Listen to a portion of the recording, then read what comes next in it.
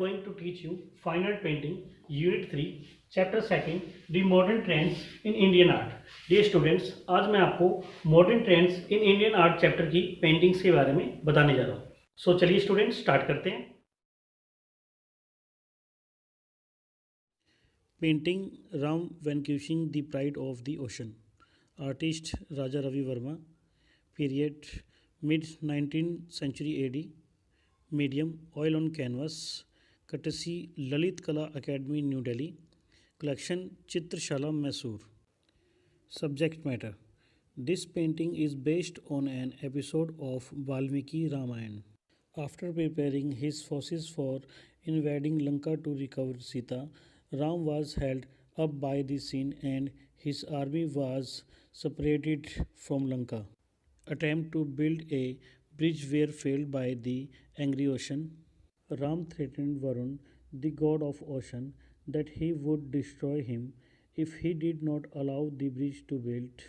Only then he force could cross the ocean to reach Lanka. Description. This painting, Ram vanquishing the pride of the ocean, show Ram anger at the god of the sea for not cooperating in his attempt to build a bridge to Lanka. The unbeatable Ram picks up in bow in anger at the sea god and is ready to place an arrow at the string.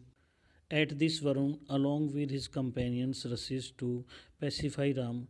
Angry Ram is standing sternly, his face shown in profile with eyes popping out.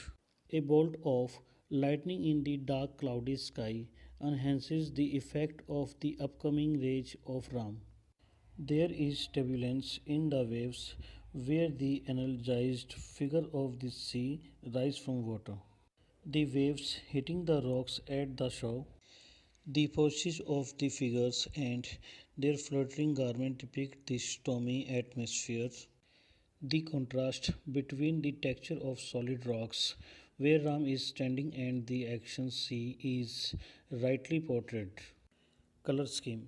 Raja Ravi Verma was one of the pioneering artists who began to use oil colors as the medium of the artist under European influence. In this painting, colors are warm and mute with mostly brown, yellow, and orange tones.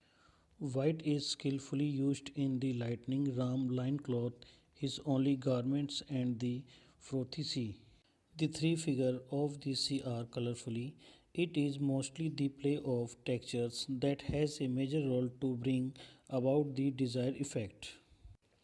Dear students, subject matter में यह बताया गया है कि यह painting Valmiki Ramayan की एक घटना पर आधारित है. सीता को वापस लाने के लिए अपनी सेनाओं के साथ लंका पर आक्रमण करने की तैयारी में राम के आगे समुद्र की बाधा थी. उनकी सेना लंका से समुद्र द्वारा अलग होती थी. सेतु बनाने के उपक्रम में सागर का क्रोध उमड़ पड़ा था. राम ने वरुण समुद्र के देवता पर क्रोध किया कि यदि पुल का निर्माण नहीं होने दिया तो वह उन्हें नष्ट कर देंगे. तभी उनकी सेनाएं लंका तक पहुंचने के लिए समुद्र पार कर सकती थी. डिस्क्रिप्शन में यह बताया गया है कि यह पेंटिंग राम ने समुद्र के किनारे पर विजय प्राप्त करते हुए लंका पर पुल बनाने के अपने प्रयास में सहयोग न करने के लिए समुद्र के देवता पर क्रोध करते दिखाया गया है. अपराज्य राम ने समुद्र भगवान पर क्रोध में अपने धनुष को उठाया और स्ट्रिंग पर एक तीर लगाने के लिए तैयार हो गए. इस पर वरुण देवता अपनी पत्नियों के साथ राम को शांत करने के लिए भागते आए. गुस्से में राम सख्ती से खड़े हैं. उनका चेहरा प्रोफाइल में दिखाया गया है जिसमें आंखें बाहर निकल रही हैं. काले बादल, आकाश में बिजली की एक किरण राम के आगामी क्रोध के प्रभाव को बढ़ाती हैं. लहरों में उथल पुथल है जहां समुद्र के सक्रिय आंकड़े पानी से उठते हैं. लहरें चट्टानों को किनारे पर मारती हैं. आकृतियों की मुद्राएं और उनके लुभावने वाले वस्त्र तूफानी वातावरण को दर्शाते हैं. ठोस चट्टानों की बनावट के बीच का अंतर जहां राम खड़े हैं और चिंतित समुद्र को सही तरीके से चित्रित किया गया है. कलर स्कीम में यह बताया गया है कि राजा रवि वर्मा उन अग्रणीय कलाकारों में से एक थे जिन्होंने यूरोपीय प्रभाव में कला के माध्यम के रूप में ऑयल कलर्स का उपयोग करना शुरू किया था। इस पेंटिंग में रंग अधिकतर ब्राउन, येलो और ऑरेंज कलर के साथ वार्म और म्यूट हैं। वाइट कलर का उपयोग हल्के ढंग से किया गया है। राम का लॉइन क्लॉथ उसके एकमात्र वस्त्र और गंदे समुद्र में इस्तेमाल किया गया है। समुद्र की 3 आकृतियाँ कलर्ड हैं। यह ज़्यादातर बनावट का नाटक है जिसमें इच्छित प्रभाव लाने के लिए एक प्रमुख भूमिका होती है। Thank you students. Next painting mother and child, artist Jamini Roy, medium tempera water colour, period modern art. Subject matter. This painting depicts a mother holding her child. The subject matter matches totally with the title of the painting. Description. This is a vertical painting by Jamini Roy. A mother is holding her son with her left hand on the left side on her waist. Face is cup shaped, eyes are elongated, a stylized influence of the Pala school of Eastern India. The child also has similar eyes with thick eyebrows. Mother head is tilted toward the son. The child is totally naked while the mother is wearing a sari. Border of sari is shown at different places. On one side we can see a plant like structure. Both mother and child are decorated with ornaments. There is a small bun on top of the children's heads similar of Roy's images of baby Krishna. This mother is unmindful of everything other than her role as a mother. Such portrayal has a rural simplicity where contentment come easy. Lines are very sharp, thin and fully expressive. The figures are arranged in a simple frontal plane in simple two-dimensional form with flat color application and forceful lines.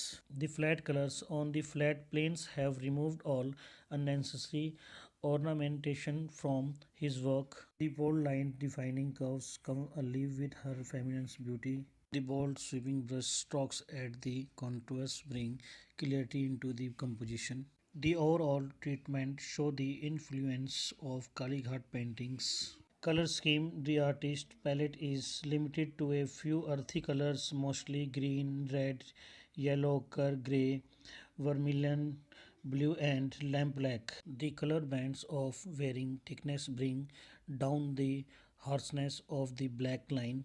The artist has limited himself to the basis white line drawing for ornamentation. Jamini Rai was a modern artist more than anyone else who followed an entirely different path of expression deeply inspired by the Bengal folk tradition. His style had a tremendous impact on succeeding painters.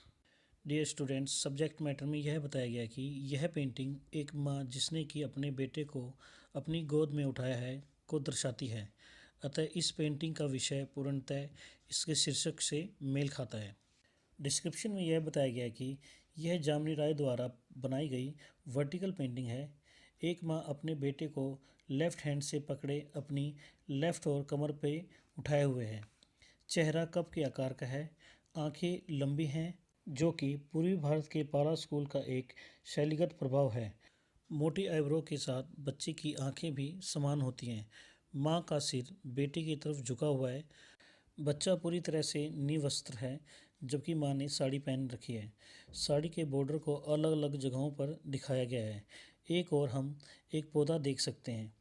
माँ और बच्चे दोनों को गहनों से सजाया गया है। बच्चे के सिर के ऊपर एक छोटा सा गुच्छा है जो रॉय की बाल कृष्ण की छवियों के समान है। यह माँ एक माँ के रूप में अपनी भूमिका के अलावा हर चीज़ से बेखबर है। इस तरह के चित्रण में एक ग्रामीण सादगी है जहाँ संतोष आसान होता है। लाइंस बहुत शार्प, थिन और पूरी तरह से एक्सप्रेसिव हैं।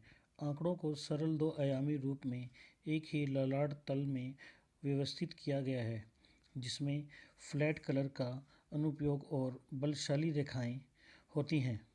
फ्लैट प्लेन्स पर फ्लैट कलर्स ने उनके कार्य से सभी अनावश्यक अलंकरण हटा दिए हैं। वक्र को परिभाषित करने वाली बोल्ड लाइनें उसके स्त्री सौंदर्य के साथ जीवित होती हैं। बोल्ड स्वीप ब्रशेस कॉन्टूर्स पर स्ट्रोक्स करते हैं जो रचना में अस्पष्टता लाते हैं। समग्र उपचार कालीघाट पैट चित्रों के प्रभाव को दर्शाता है। कलर स्कीम, आर्टिस्ट का पैलेट कुछ मिट्टी के रंगों तक सीमित है, ज़्यादातर ग्रीन, रेड, येलो ओकर, ग्रे, सिंदूरी, ब्लू एंड लैम्प ब्लैक। अलग अलग मोटाई के कलर बैंड ब्लैक लाइंस की कठोरता को कम करते हैं। कलाकार ने अलंकरण के लिए खुद को मूल वाइट लाइन तक सीमित कर लिया है।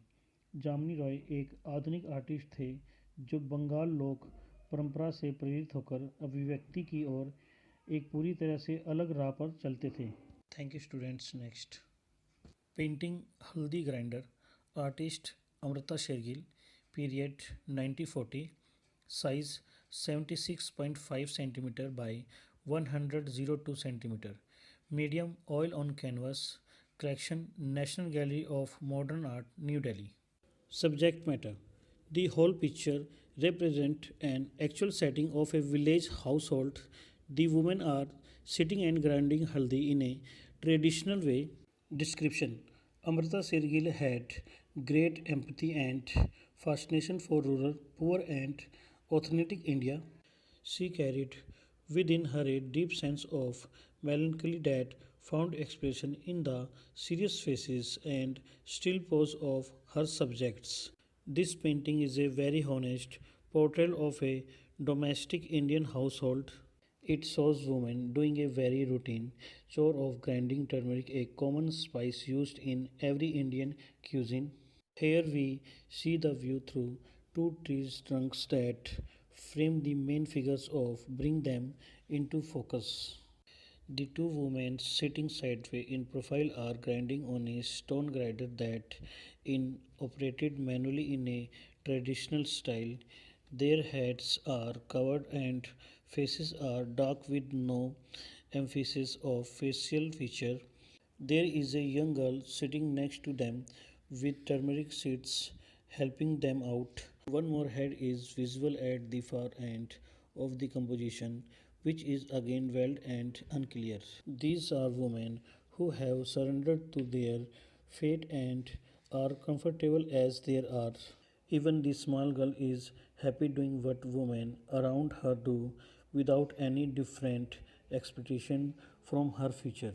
The female forms are simplified and abstract in a very modern style that she brought with herself through foreign upbringing and training. The trees, especially the detail of leaves, carry the influence of Rajput and Pahadi miniature paintings that she encountered after coming to India. Hence, this painting is an extraordinary mix of East and West. Her colors are flat and earthy with intense red, ochre, brown, yellow, and green, and her figures expressed a new visual reality. It also reveals the artist's scene of scientific perspective and balance of composition. Dear students, subject matter में यह बताया गया कि यह complete painting एक गांव की गृहस्थी की वास्तविक व्यवस्था को दर्शाती है। कुछ वुमेन्स बैठकर परंपरागत तरीके से हल्दी को पीस रही हैं। डिस्क्रिप्शन में यह बताया गया है कि अमृता शेरगिल को ग्रामीण व गरीब तथा विश्वसनीय भारत के प्रति बहुत सहानुभूति व सम्मोहन की भावना थी। उसके भीतर गहरी उदासी थी जो गंभीर चेहरों व अन्य विषयों की ठहरी हुई मुद्राओं में भाव ढूंढ लेती थी। यह पेंटिंग एक घरेलू भारतीय गृहस्थी का एक बहुत सच्चा वर्णन है। यह कलाकृति स्त्रियों को हल्दी पीसने के सामान्य कामकाज करते हुए दिखा रही है।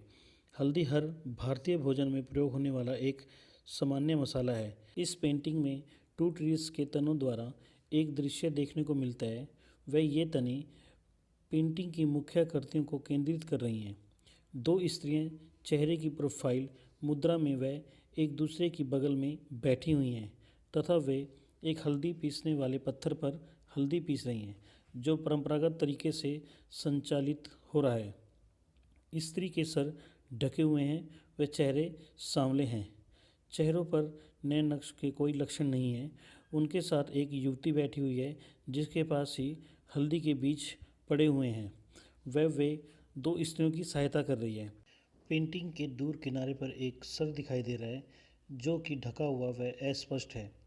ये वो सब स्त्रियां हैं जिन्होंने खुद को भाग्य पर छोड़ रखा है।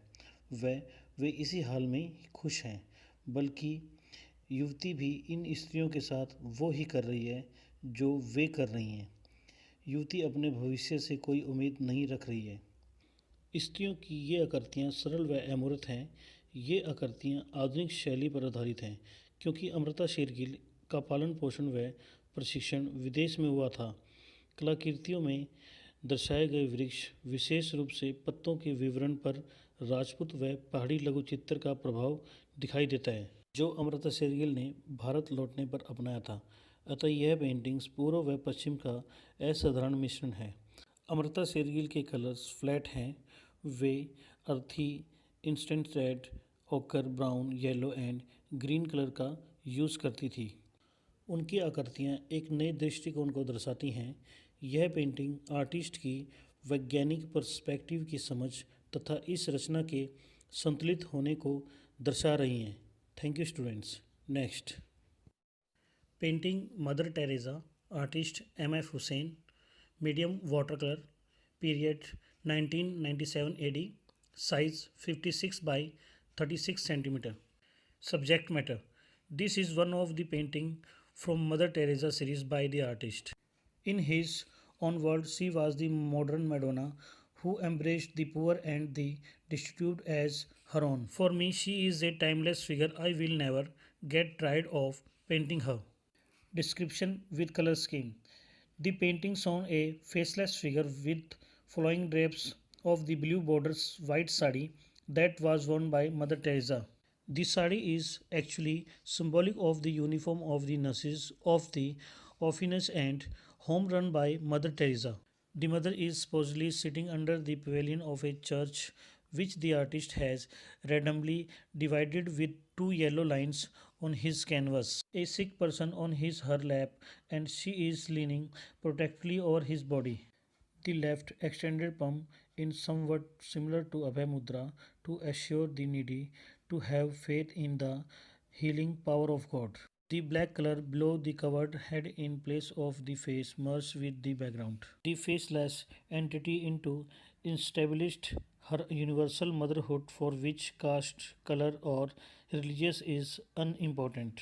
The separate of her sari sheltered a homeless child on the right and on the left a naked infant's orphan held by her replica. The color of the infant and the sari is the left panel formed by yellow line is ochre. There is one more sari covered head behind the mother's head, almost similar but without the blue border. It could probably be for symbolizing the other nun who also did the same kind of work for the needy. The sick man is painted with Indian red color. The brightness of the saintly white sari is brightening up the whole spirit of the composition. The figure of Mother Teresa occupies the position of a universal mother, while the figure of the old man is helpless and lies in her lap. Hussein, who is associated with modernism, is also called the Picasso of India. The painting speaks volume about Hussein's command over bold, vigorous lines and forms. His lines are sharp and full of expression. Mostly color are flat, light and dark. Tone can be seen at the few places. This painting series proves the level of maturity and strength of expression with minimal form that he acquired over the years. Dear students, subject matter में यह बताया गया कि यह artist द्वारा Mother Teresa series की painting में से एक है। अपने शब्दों में वह आधुनिक मैडोना थी जिन्होंने गरीबों और बेसहारा लोगों को अपने रूप में अपनाया। मेरे लिए वह एक कलातीत व्यक्ति हैं। मैं कभी भी उनकी पेंटिंग करते हुए नहीं थकूंगा। डिस्क्रिप्शन विद कलर स्कीम में यह बताया गया है कि पेंटिंग मदर टेरेसा द्वारा पहनी गई ब्लू कलर की बॉर्डर वाली वाइट साड़ी के प्रवाह के साथ एक सामान्य आकृति को दर्शाती है। साड़ी वास्तव में मदर टेरेसा द्वारा संचालित अनाथालय और घरों की नन्स की वर्दी का प्रतीक है।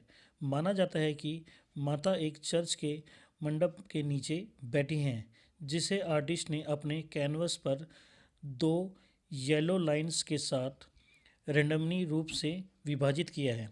एक गरीब व्यक्ति उसकी गोद में है और वह उसके शरीर पर सुरक्षात्मक धीरे से झुक रहा है। लेफ्ट एक्सटेंडेड पम कुछ हद तक अभय मुद्रा के समान है, जिसे जरूरतमंदों को भगवान की चिकित्सा शक्ति में विश्वास हो सके।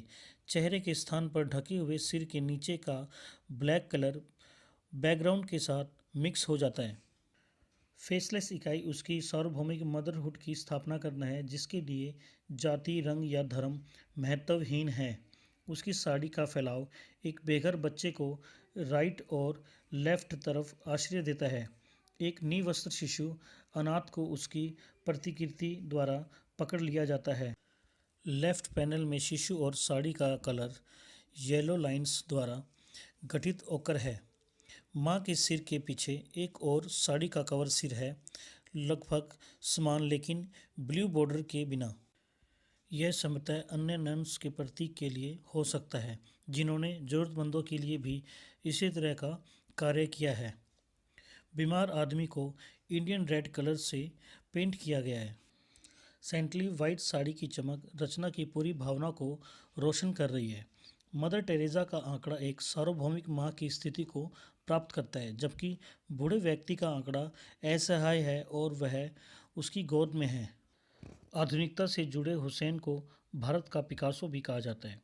पेंटिंग बोल्ड, जोरदार लाइनों और रूपों पर हुसैन के आदेश के बारे में बोलती है।